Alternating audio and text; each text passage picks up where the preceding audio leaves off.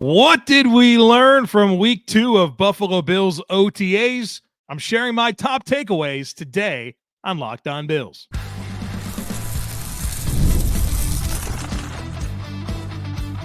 You are Locked On Bills, your daily Buffalo Bills podcast. Part of the Locked On Podcast Network, your team every day.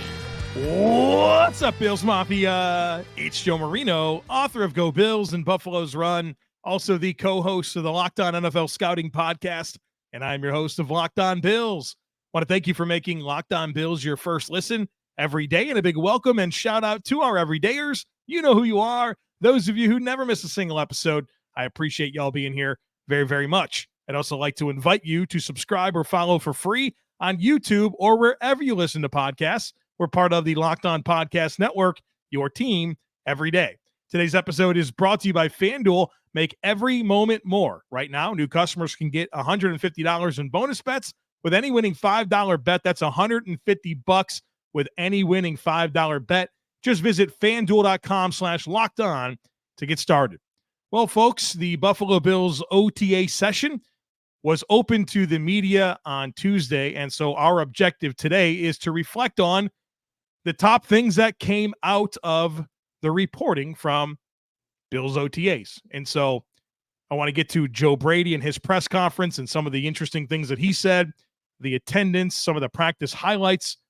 But the thing that stood out the most to me, and that's my objective, is in the opening segment, I try to talk about the most meaningful, interesting thing that I have to share. And that for me, in observing everything that came out of one Bills drive, was Dalton Kincaid. And in particular, what he said. And before I dive into what Dalton Kincaid said, I want to reflect on some things from his rookie season. And let me start by saying this. I'm really excited about Dalton Kincaid. I think he has a chance to be an absolute superstar for this team. And for all the conversation about the wide receiver room and what they do and don't have, they've got Dalton Kincaid in year 2, first round pick, and he's coming off a great season. I think the world of his skill set. Dalton Kincaid has a very exciting receiving skill set, whether it's the athleticism, the route running, the separation skill, the hands, the body control, the ball skills, the yards after catch. He has it all. And the opportunity in front of him this year is massive. I expect Dalton Kincaid to be the number one target getter for this offense. But in 2023, his rookie season, he missed one game. So in 16 games, playing 63% of the offensive snaps, Dalton Kincaid had 73 catches on 91 targets, 673 yards, 2 touchdowns, a drop rate of 4.7, which is very good, 4.3 yards after catch per reception, and was big in the playoffs, 8 catches for 104 yards and a touchdown in the playoffs, 2 games. And maybe you're not overly impressed by those numbers. Well, you should be, because he had one of the best rookie seasons in the history of the NFL. Those 73 catches, 4th most ever by a rookie tight end in NFL history, and that was 7th most among all NFL tight ends in 2023. Those 673 receiving yards, 10th most ever for a rookie tight end in NFL history. Also 10th among all NFL tight ends in 2023. Oh, by the way, Dalton Kincaid led the Bills in receiving yards over the last 13 games. But one of the things that I was hoping to see more out of Dalton Kincaid as a rookie, and something I want to see from him moving forward, is more down the field production. And we saw that start to happen last year. And I think there's evidence in the numbers. His average depth of target weeks 1 through 10 was 6.7 yards from the line of scrimmage. From week 11 through the divisional round, that went to 9.4. That's a jump of 3 yards. That's not nothing. That's pretty significant. And I think Dalton Kincaid is a very capable leak him out into space, catch the ball, he could turn and run. But I think he's got a lot more that he brings to the table in terms of the down the field receiving skill, working the seam, working the middle of the field. And what Dalton Kincaid said during his press conference after practice on Tuesday has me really excited. If I wasn't already excited, I'm even more excited based on what Dalton Kincaid said. And a few highlights of the things that he got into was, first of all, he talked about the difference between this offseason for him and last offseason. And last offseason, of course, was the draft process, the scouting combine, team visits, all of that. But we forget that he was also rehabbing a back injury. He had a back fracture. And so Dalton Kincaid was like, yeah, it was really cool to be doing football things instead of rehabbing my back. So that's not nothing. And that was one of the big things that I talked about with Spencer Brown and him going into last season, is that it was finally an offseason for him where he could just focus on getting better as a football player and not rehabbing some injury. Now, unfortunately, Spencer Brown's rehabbing his shoulder, but you saw what that meant for him, and I think it's going to mean a lot for Dalton Kincaid, being able to just spend the offseason becoming a better football player and not trying to heal a certain part of your body. But he also said that the weight room has been a big focus for him this offseason. He was asked straight up, what have you been working on? He's like, I've been in the weight room. I'm trying to get stronger. That's been a big focus for him. And in particular, he talked about using that strength to beat man coverage and to beat press coverage. And straight up said he wants to be a little heavier entering training camp this year. This is all great news to me. Because if I thought there was a weakness of Dalton Kincaid on tape last year, it was his ability to play through that contact that comes as a route runner, whether it's the initial jam at the line of scrimmage or working through that contact at the second level to come out on the other side free. And I thought there were instances of him getting hung up on some contact. And then, of course, when that happens, it takes him off the menu for Josh Allen. You got a very small amount of time to make a decision in the NFL. And if you are working your progression and you're checking out Dalton Kincaid and you see him hung up on some contact, you got to get your eyes off of that, because he's more than likely not going to be able to get free of that in time for you to get the ball off before you're sacked or pressured. If Dalton Kincaid can develop not only more technique, but more play strength, more contact balance, more body control to play through that contact as a route runner, he's going to be available more often, which means more production. And so for Dalton Kincaid to come out after practice on Tuesday and very specifically talk about the emphasis for him this offseason has been the weight room, and in particular how that's going to help him beat man coverage and beat press coverage, it's exactly what I would have wanted to hear. And so while we'll get into the attendance and what Joe Brady said, and he had some interesting things to say about Keon Coleman and James Cook and Josh Allen and not having Stephon Diggs, and there's players that weren't there at practice, and different guys getting different opportunities. I want to talk about all that, and we will. To me, my big takeaway is Dalton Kincaid.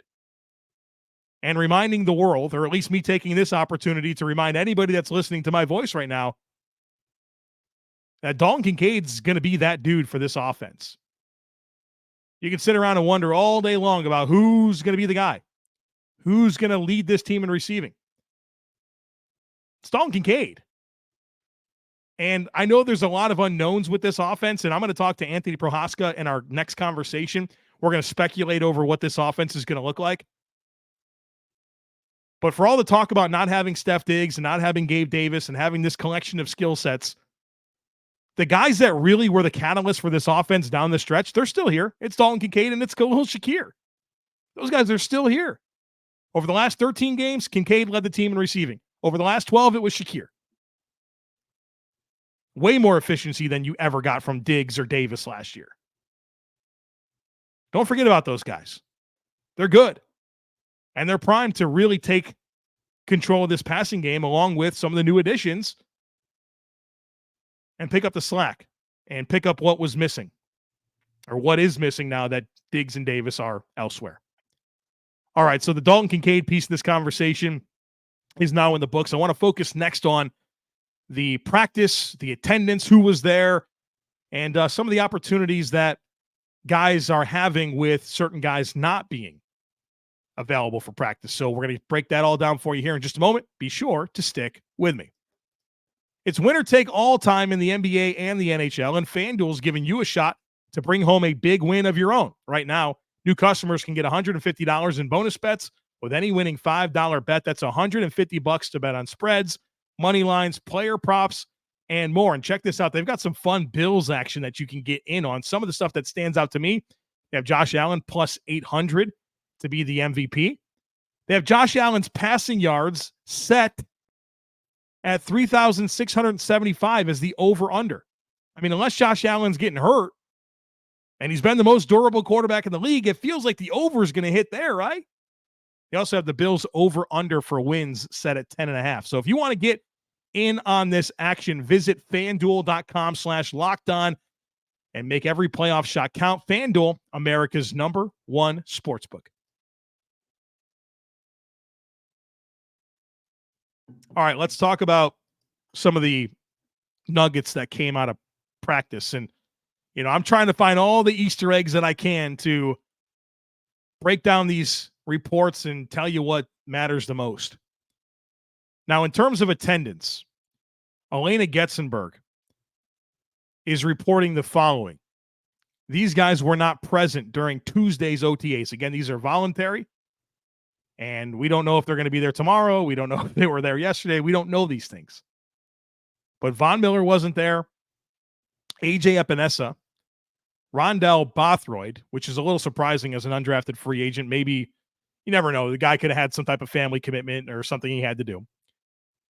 Ed Oliver, James Cook, Rasul Douglas, Cam Lewis, and Zach Davidson. They were not present during the OTAs. Daquan Jones, after missing at least Tuesday last week, that's all we know, he was back out there. And then Brian Thompson, who missed last week due to injury, participated in OTAs. Matt Milano was there working off to the side. We saw some video of him sprinting. We saw some change of direction stuff. I thought it looked pretty good, but he was there and running around. Spencer Brown also there, had his helmet and participated in some capacity, that according to Sal Capaccio. So we know that Spencer Brown is working back from offseason shoulder surgery, and it's good to know that he was there in a helmet and practiced in some capacity. So one of the questions that I've been asking myself as we've got 2 different OTA sessions now in the books, we're having kind of have an idea for who's available, who's not available. I try to pick up on, all right, if a projected starter is not in the lineup, who's getting that opportunity to step in and get those meaningful reps? And so as I sort through that, there's some interesting ones because we know there's some opportunity at safety, linebacker with Milano not in there, and of course Tyrell Dotson's a Seattle Seahawk. We also know that James Cook wasn't at practice. So I have some thoughts based on things that I was able to track down to give us an idea of who is getting those opportunities. Let's start with the safety position. Alex Brasky of the Batavia Daily News. He tweeted this out or posted. I can't get used to this X versus Twitter deal. Alex posted on X the following, and this is relevant to who's running at safety opposite of Taylor Rapp. He said, Damar Hamlin with an interception during team drills at Bills OTA. Josh Allen, that's important, lofted a pass intended for Ty Johnson. Hamlin came over and ripped the ball out of the air and finished with a nice return. One of 2 nice plays made by Hamlin on Tuesday. So you didn't have, we know that Mike Edwards is working back from a shoulder deal. We saw that Cam Lewis is not available or wasn't at this practice, according to Elena Getzenberg. So you figure Taylor Rapp's one of the safeties. Damar Hamlin looks like he was getting an opportunity to be the other one. He's intercepting Josh Allen. That's a first-team rep. So that's how I break down these practice nuggets, right? I try to figure this stuff out. So I think Damar Hamlin has a bit of an uphill climb to make this roster because I think he's safety 5 after Taylor Rapp and Mike Edwards and Cole Bishop, and then you have Cam Lewis. I think that Damar Hamlin needs a little help to make this roster, but him getting this opportunity, making a couple of plays, that's only going to help. And I go back to this with Damar Hamlin. I think we can all recognize that this was an extremely unusual circumstance for him. What happened on Monday night against Cincinnati, everything that happened over the last year. But go back to everything before that, before the cardiac arrest in Cincinnati. He was filling in as a full-time starter, every snap of the game player for like a dozen games in place of Micah Hyde. And my biggest gripe with Damar Hamlin during that stretch was I thought he played a little out of control when he was playing forward. I think he was eager to make tackles, and I thought he wasn't under control with any level of consistency. Didn't really think he had coverage limitations. You'd like to think that maybe a little reset here, a year removed from all of that. I mean, it was a big deal. Damar Hamlin was all over the world, it felt like.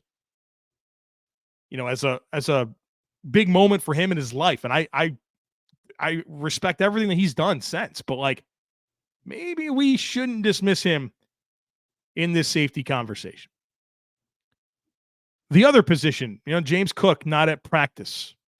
We know that, of course, we just learned from that previous Alex Brasky post that Ty Johnson was receiving a pass from Josh Allen. It was intercepted by Damar Hamlin. So we know that Ty Johnson, of course, would be getting the starters reps at running back without James Cook. But what about who's next? I mean, Darrington Evans was part of the offseason for this team last year.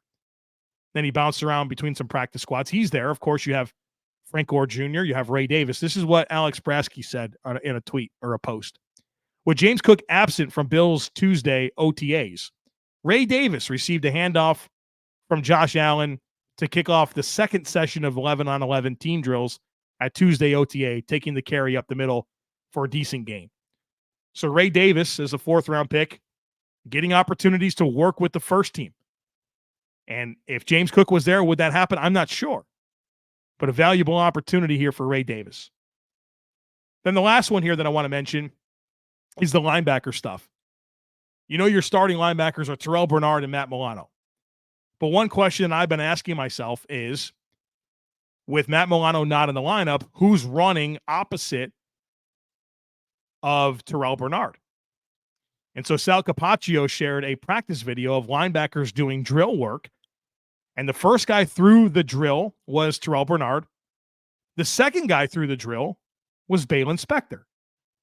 And when you go back to last year, when the Bills went three linebackers, Baylon Spector was that guy. And Baylon Spector is like decently tenured. This is his fourth season, if I'm not mistaken. Third or fourth season on the team.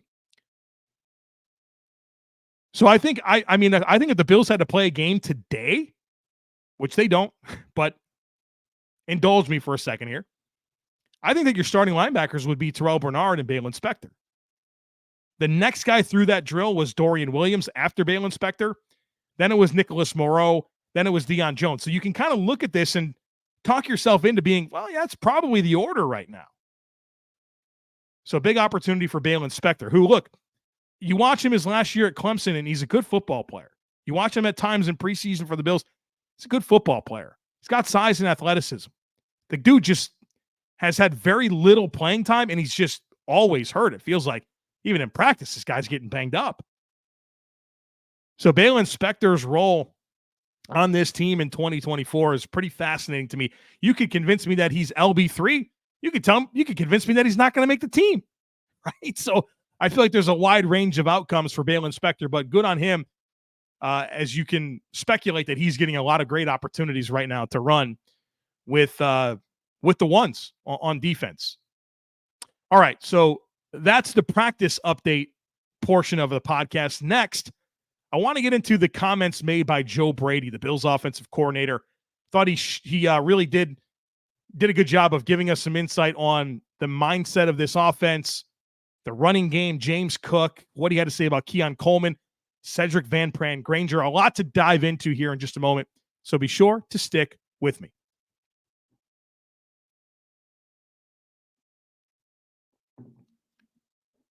All right, Buffalo Bills offensive coordinator Joe Brady. Let's dive into the comments that he made that at least I found interesting, and I'll share some of my analysis along the way here. So Joe Brady on the mix of wide receivers and not having a number one guy.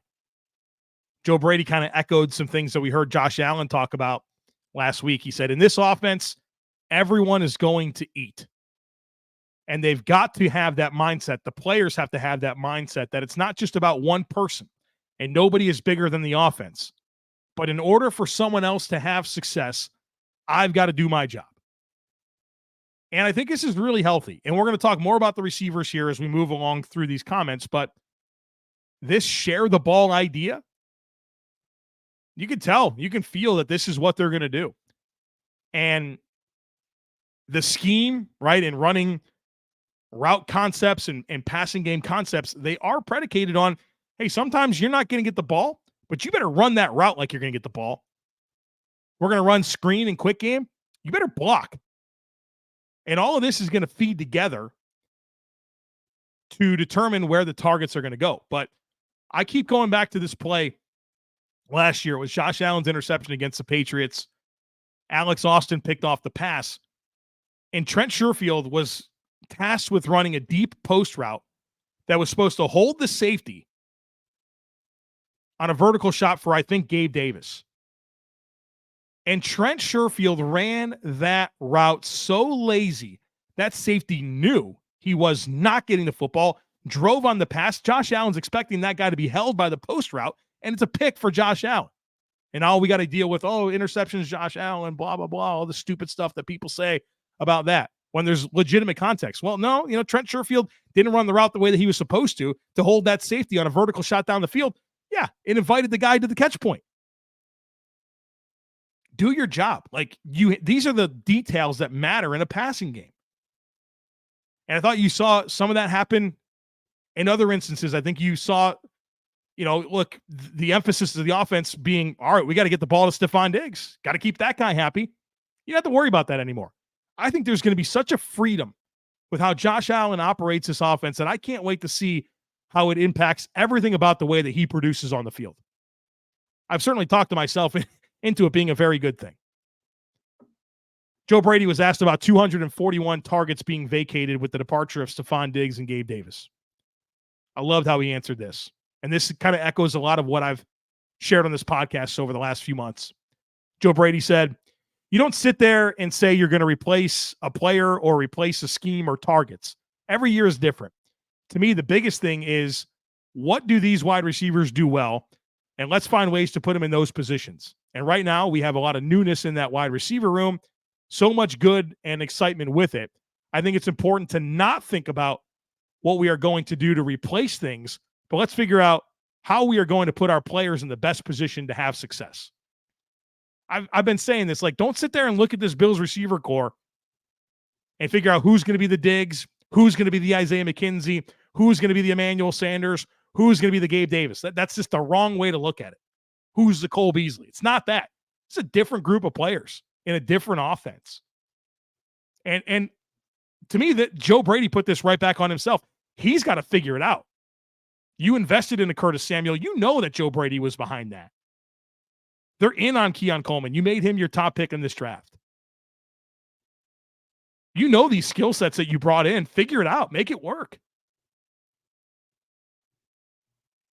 I think that's exciting. On not having Stephon Diggs, Joe Brady said this. In the past, when you played the Buffalo Bills, you knew you had to worry about Stephon Diggs, and that is different now, but you also had to worry about Josh Allen. It's a quarterback-driven league. Fortunately, we still have him, and the offense still runs through him. We'll have to adjust and get a feel for how teams are going to play against us. This is Josh Allen's football team. I know that feels like such an easy thing to say, but every moment of this offseason, you can tell that the Beane comments, the McDermott comments, the Joe Brady comments, the way these receivers are talking is about Josh Allen. Don't forget about that. When the Chiefs traded away Tyreek Hill, everybody said, yeah, it's Patrick Mahomes, though, right? And I know that Patrick Mahomes has won 3 of the last 5 Super Bowls. I get that. But he's not any more capable than Josh Allen is on a football field. His defense just shows up in the playoffs and Josh Allen's doesn't. I mean, that's your difference. Don't forget about Josh Allen. On the running game, and I know that this is interesting, I think the Bills had one of the highest run rates once Joe Brady took over the offense. He says you got to try to be two-dimensional, meaning you throw it and you run it. When you live in a world where you can only throw the ball or run the ball, eventually it's going to run its course. You have to continue to evolve. You can't just pick it up and continue doing the same things. I know that there's been some speculation out there that the Bills are going to run the ball a lot more this year. Or, it's a passing league. You got to throw it. I think you do have to have that element of being two-dimensional. Not that you're a 50-50 split in terms of running or passing. I don't even care about that. But the point being, you need to be able to throw it and you need to be able to run it. You got to be able to do both in this league. And I think going into any year thinking, we got to throw the ball 65% of the time, that's kind of silly to me. Or we got to run the ball 55% of the time. Do what works. Be a team that's hard to defend. How do you make yourself hard to defend? You can throw it and you can run it. On James Cook, I thought these were some interesting comments from Joe Brady. Joe Brady said this, excited about the progress that he showed at the end of last year, the mindset and the work ethic that he has. You hope he's a guy that's going to continue to take that next step. I love everything about James Cook. And then he was asked about dialing back James Cook's touches. This is something I talked a lot about, how the volume for James Cook ramped up so significantly last year. Like an unprecedented amount of touches compared to where he's been previously at Georgia and in his rookie season. He said, we'll see how it goes. We feel confident in the room that we have that anyone who is carrying the football is going to do a good job. We want to see how his body holds up throughout the season. James is physically in better shape than he was. You can look at him and tell he's put in a lot of work this offseason. He looks good in a different way. Excited to see what kind of run type he plays with this season. Yeah, I think James Cook needed to kind of bulk up a little bit. That's kind of one of my criticisms of him is that he's kind of a tall, lean guy. That's not a bell cow running back in the NFL. Bell cow running backs in the NFL aren't tall and lean. They're not 5'11", 195. And I think that did impact his contact balance. It does impact his ability to win and short yardage and, when he needs to get a grimy 2 yards. That's absolutely true. And so I do hope that he has, a little bit more thickness to his frame. And I do hope that leads to better short yardage and post-contact production for James Cook. Those are two areas that were severely lacking from him last year. But obviously the team's very high on James Cook. I'm excited to see how he evolves this year. Big opportunity. I think he knows exactly what to expect. I think that they want to feed him the ball a lot in ways that they never did Devin Singletary. And that opportunity is ripe. It's right there for him. Claim it. Produce. Don't drop touchdown passes. Don't fumble the ball. We'll see how he evolves. I'm excited for it. On Curtis Samuel, Joe Brady said he raved about the full breadth of his skill set, called him extremely bright, said he could play inside, outside, and in the backfield, and that he's one of the best blockers he's been around. Curtis Samuel's role on this offense is going to be interesting. I keep on saying this. At some point, I'm going to sit down and try to figure out what I think the target distribution is going to be. That Curtis Samuel's going to have a decent amount of it. How much, I'm not sure. But this was the Bills' biggest commitment that they made this offseason to a free agent. I got a feeling they're going to use him. And obviously, we know last time Joe Brady and Curtis Samuel worked together for an offense, it's with the Carolina Panthers. Curtis Samuel had 1,000 yards from scrimmage. On Keon Coleman, Joe Brady said this, I'm a big fan of Keon. You go through a draft process making sure you dot every I and cross every T. And it doesn't mean you're always going to be right, but we were sold on the type of person Keon Coleman is, his work ethic, his play style, and his skill set that we felt like we didn't have in the room. He has the traits and skills that you look for with a great mindset. He's a character, but at the same time, he works. You can get on him, you can correct him, and he's not going to blink. He just continues to grow. We're pleased with how he's progressing. His role in this offense is on him. Your usage, your mindset, the amount that you play or don't play is on you. That's what I love about this wide receiver room. They just work. There's lots of energy and juice, lots of competition, and from a coordinator's perspective, it's a lot of fun. I like it. Competition. Let's go. Iron sharpens iron. Go earn it. Go earn these targets. And when you get them, produce. On Khalil Shakir, Joe Brady said this, it's the second year. Last year was the second year in the league. You're going to continue to grow and develop. You're going to get a feel for defenses and how to run routes and leverages. His evolution last year was huge. He's an extremely bright player. His feel for zone and understanding of man, can play inside and outside. Khalil Shakir is everything you look for in a wide receiver. I'm pretty excited about Khalil Shakir. I mean, that dude made plays down the field. He made plays yards after catch. Clutch moments. I mean, how good was he against Miami? How good was he against the Chiefs? I'm excited about Khalil Shakir. Like, you want to get me excited about this Bills offense? Obviously, Josh Allen, Dalton Kincaid, Khalil Shakir. What's going to happen with Curtis Samuel? How do they incorporate Keon Coleman? Can MVS be like this down the field presence? How does Dawson Knox reacclimate himself? James Cook, like, are we sure? Are we sure that this is like a big concerning thing that, you know, the Bills are doomed? They don't have anything? Like, I think that's kind of nuts. Last one here from Joe Brady is about Sedrick Van Pran-Granger, the Bills' 5th-round pick out of Georgia, center. This is what Joe Brady said about Sedrick Van Pran-Granger. He said, take the football element out of it, the person and the personality.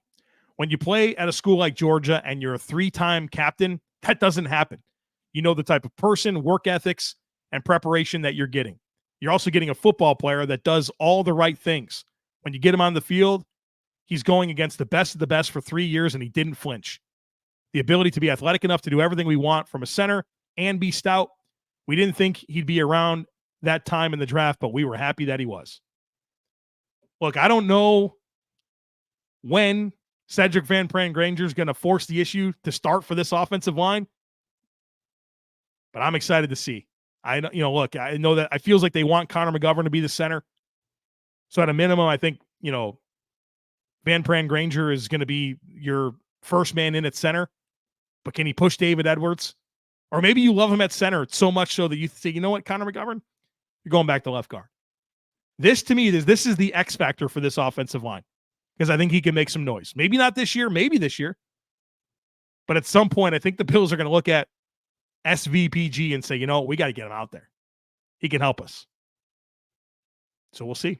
Lots of storylines for this football team, and we're going to talk about all of them here on this podcast. Cannot wait. Actually, in just a couple of hours, I'm recording with Anthony Prohaska, Cover One. We're going to have a big-time conversation on this Bills offense. I'm looking forward to that. That'll be our next conversation. So don't miss anything. Make sure that you're subscribed. Would love it if you took a second to rate, review, and share the podcast. Have a great rest of your day. Go Bills, and I look forward to catching up with you again real soon.